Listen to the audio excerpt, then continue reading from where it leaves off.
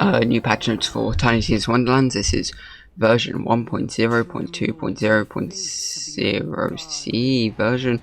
That's wrong. It's 1.0.2.0C. That's right. This update should be out right now. If you haven't got it, it's either your game has already updated, or you need to restart your game, or maybe your PC, console, whatever you're playing on. Right. The weekly rotation. That was a bad voice crack. Weekly rotation. This will be active.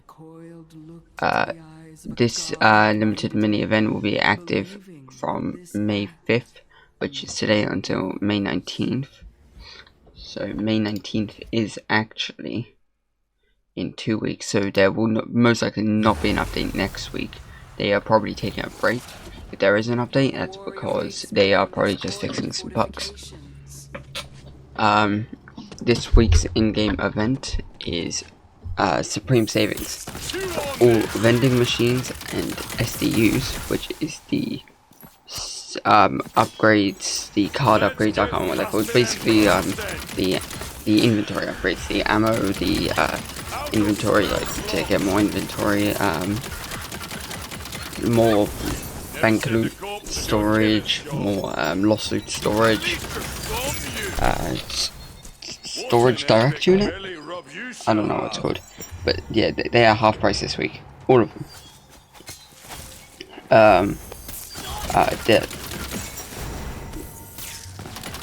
I've just frozen. I don't know what happened. But yeah, they're all half price, along with mission items having a higher chance at being the item of the day. Oh god.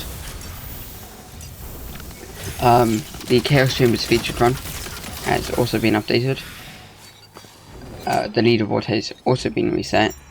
This week's featured run features Le Change, which is the pirate guy, the pirate which is against Le Chance, I think it was, and Blue Hat Monstrosity, which was a side quest boss from Tiny Tina.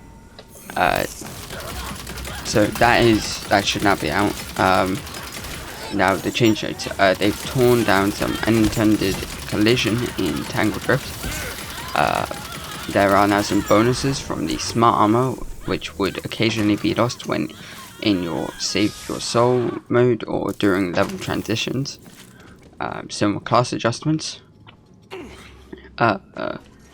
They found that the Stabbermancer and Clawbringer were not matching up with their damage expectations for higher Chaos tiers. They have made some changes, and wait, these are a few changes that we were able to release. Oh yeah, they've made some changes and they've released them. They're hoping that they can add more changes based on what they've seen in the community in the future, and they are continuing to monitor and investigate improvements to underperforming and overperforming classes and how they act. So the Stabber Monster, they've increased the Ethereal Blade to deal 150% of the Fate Maker's melee weapon damage instead of just 100%. And the Ghost Blade weapon damage has been increased by 10%. For the Clawbringer, the AWE or critical hit chance is now 13% per point instead of 11. They've also changed the critical hit damage to that weapon, which is now 7% per point instead of 5%. The Dragon Aura elemental damage now does 5% instead of 4%. The Oath of Thunder deals 6% bonus melee damage per point instead of 5%.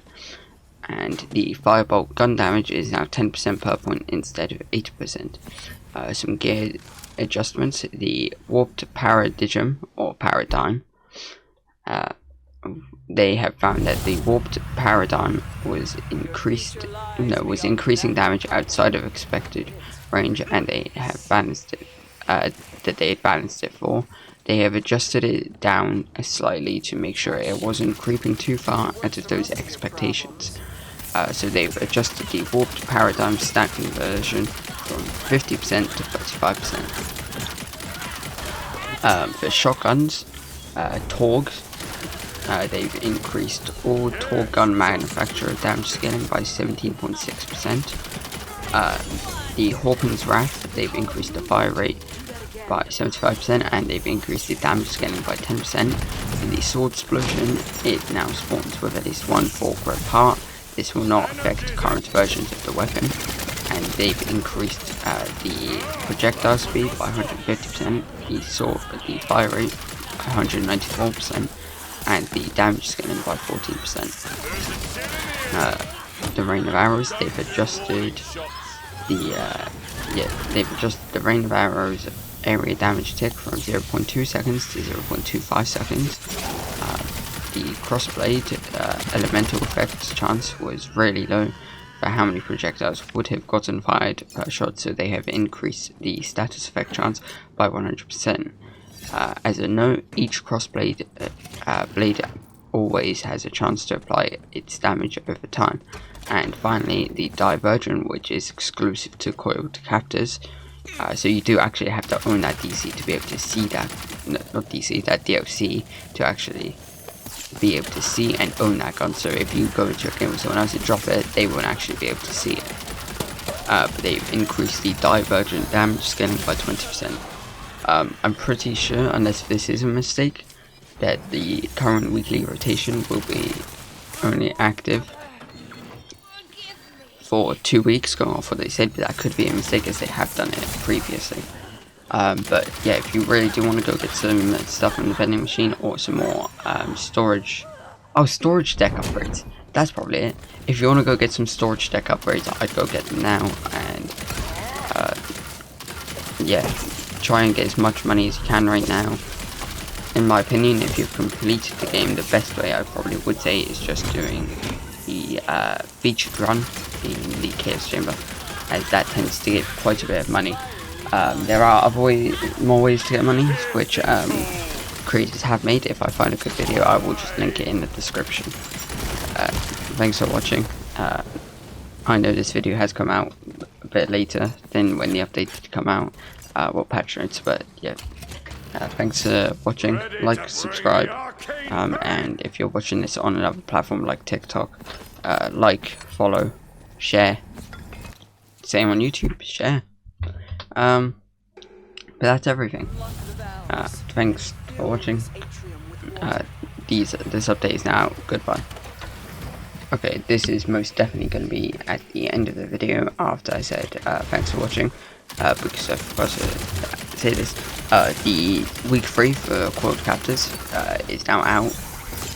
That means stronger. The chum boss, it will now be stronger.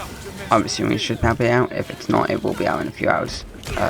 Yeah, do what I said before this. Bye.